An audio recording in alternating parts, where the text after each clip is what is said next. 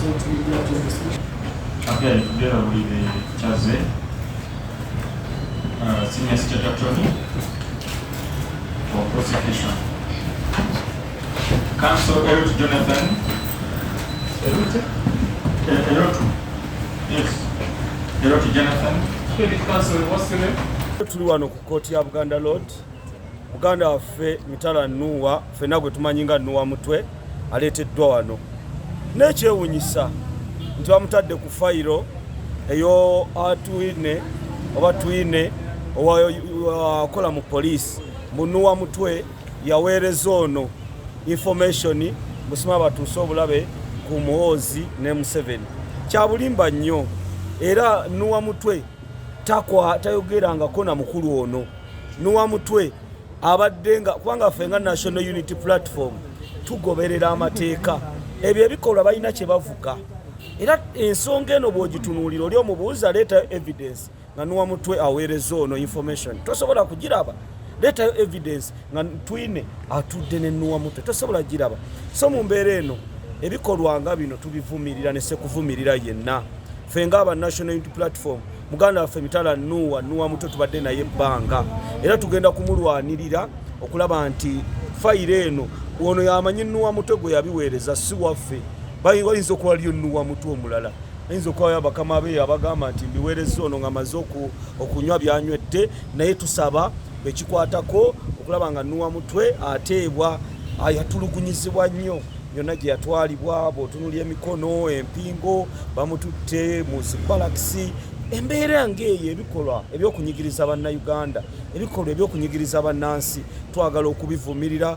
Baganda baffe bangi bakyali mu makomera.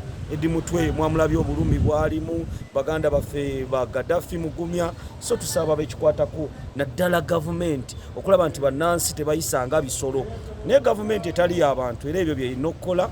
Tugenda kuyimirirawo okulaba nga Nuwa Mutwe tulwana agibwa ku bikeesi ebyo bye bamutaddeko. Kiyemba Fred ntegezeddwako omukulu wange nti Nuwa Mutwe bamuleese ku Buganda Road Court, nengezaako okwanguwa tujje tumweyimirire.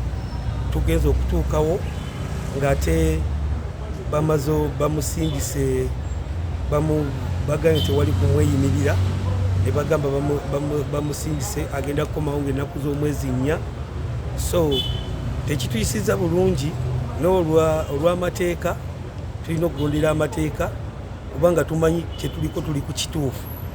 Mutabani waffe talina musango, talina mutawaana gwonna. Ebintu byonna bye bamusibako tebirina bukakafu kuba omwana waffe ffe tumukuzizza, era nze ndudde naye kumpi kuva mu buto bwenze mbadde naye, talina mutawaana gwonna. So katusabe ekkooti Mr. Twine, what do you understand? What language do you understand? The language that you understand? English.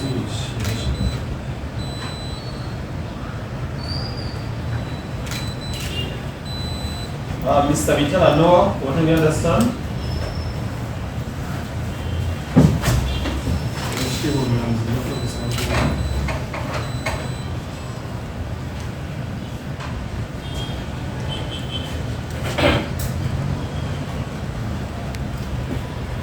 Police. Again, together with Chaze, Senior State Attorney for prosecution. Counsel Erot Jonathan. Erot. Yes. Erot Jonathan. Counsel, what's your name? Mr. Twine, what do you understand? What language do you understand? The language that you understand? English.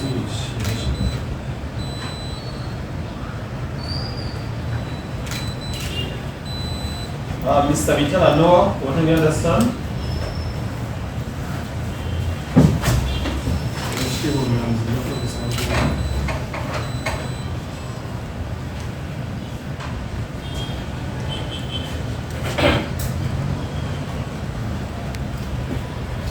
Police. all 21? Council, whom do you represent? Your Worship, I represent here too. So anyone is not represented? Your Worship, we are not aware. Anyone, are you represented? I'm supposed to be represented, but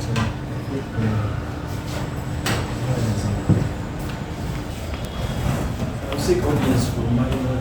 Yes, Council. Your Worship, I do not have any sureties to go. However, the accused person wanted to put some certain things in court report of what transpired when he was arrested. First, I was Let's have that the next engagement. Your Worship, I will Because the also... question was, do you have the right to have, my question was, do you have sureties? And the answer is yes or no. Then some, not into question with significance. So that was our issue. The documents were not... and we have a challenge, you know, you and me know that next week all the citizens in the country are on their way. You are aware?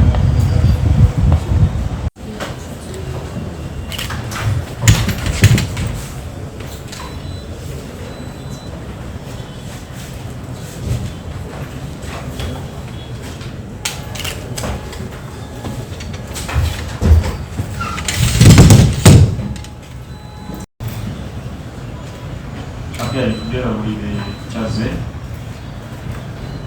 Senior State Attorney for prosecution.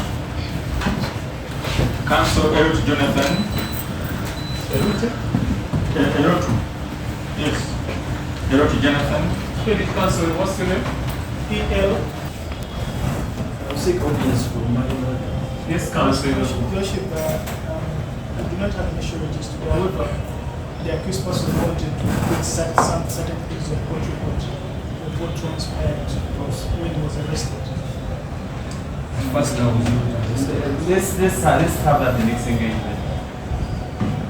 Your Worship, I will Because the also... question was, do you have the right to have, my question was, do you have sureties? And the answer is yes or no. Then some, tuli wano ku kooti ya Buganda Road. Muganda waffe Mitala Nuwa, ffenna gwe tumanyi nga Nuwa Mutwe, aleeteddwa wano. N'ekyewuunyisa nti bamutadde ku fayiro eyo atwine oba twine owakola mu poliisi mbu Nuwa Mutwe yaweereza ono information busima batuuse obulabe ku Muhoozi ne Museveni.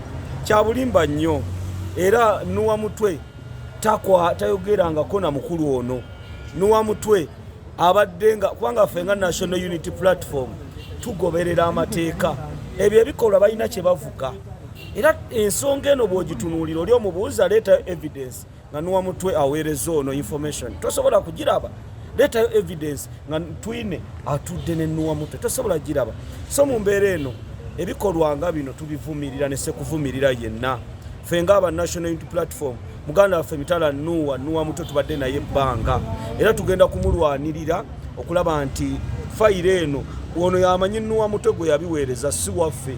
Bayinza okuba liyo Nuwa Mutwe omulala ayinza okuba abakama be abagamba nti mbiweereza ono nga maze okunywa byanywedde naye tusaba bekikwatako okulaba nga Nuwa Mutwe ateebwa yatulugunyizibwa nnyo yonna gye yatwalibwa bw'otunulya emikono empingo bamututte mu zibalakisi.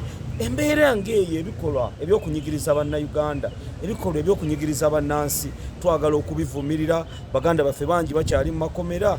Eddi Mutwe mwamulabye obulumi bwalimu. Baganda baffe ba Gaddafi mugumya. So tusaba bekikwatako naddala gavumenti okulaba nti bannansi tebayisanga bisolo.